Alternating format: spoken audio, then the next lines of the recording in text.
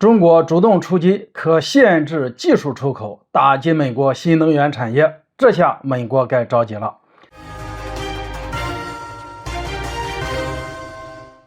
大家好，我是肖映华。中国可限制相关电池生产技术地对美国出口，大幅减少对美国车企的电池供应，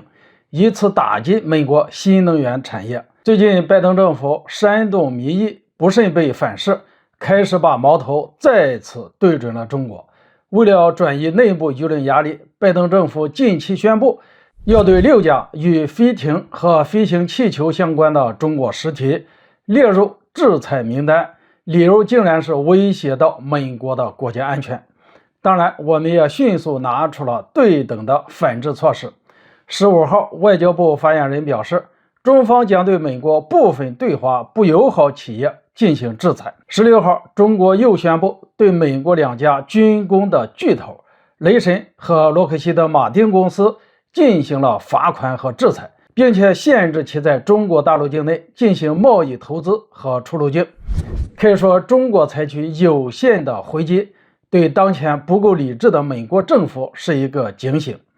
然而，对美国而言，虽然这些制裁无法伤其筋骨，但是这并不代表中国完全拿美国没有办法。其实，中国能够打的牌还很多，而且处处击中美国的要害。例如，在当前比较火热的新能源的领域，中美其实算是齐头并进，但是美国当前主流的车企使用的动力电池却高度依赖中韩的供应商。而在上游供应链方面，韩国又同样十分依赖于中国企业。这样的局面，美国当局显然是无法接受的，等于自己被中国拿住了七寸。数据表示，中国现阶段拥有全球最大的电池产能，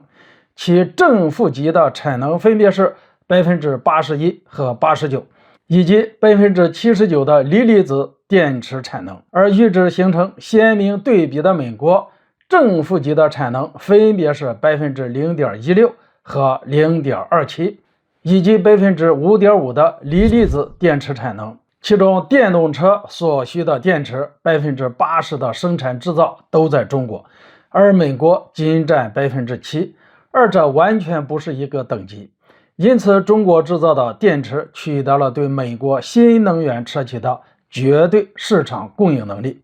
当然，拜登政府并不打算坐以待毙，于是在去年的8月份，不顾盟友的一致反对，签署了通胀削减法案，通过对本土消费者和车企进行高额补贴的方式，刺激他们购买美国货的意愿和生产的积极性。于是，北美庞大的市场诱惑，外加政策的扶持，的确在短期内吸引了全球多个电池厂商纷纷赴美建厂，准备吃一波福利。按照通胀法案的要求，只有美国制造的电动汽车关键组件，如电池、半导体等才能享受到补贴。然而，冰冻三尺，非一日之寒。拜登想要通过政策扶持强行改变在电池供应链领域美国落后的局面，任重而道远。按照法案要求，美国车企若想要获得部分补贴，达到法案所设置的全额补贴门槛，起码需要4年去改变供应链结构，否则将会付出高昂的代价。不然，法国总统马克龙也不会不顾及影响亲自赴美和拜登谈判。综上所述，中国完全可以凭借在电池领域拥有的绝对市场占有率优势，以其人之道还其人之身，用美国惯用的方式反击美国，可限制相关电池生产技术地对美出口，大幅减少对美国车企的电池供应，以此打击美国新能源产业。虽然像特斯拉这样的高端汽车靠的是日本动力电池企业为其供应电池，但是日企的电池成本较高，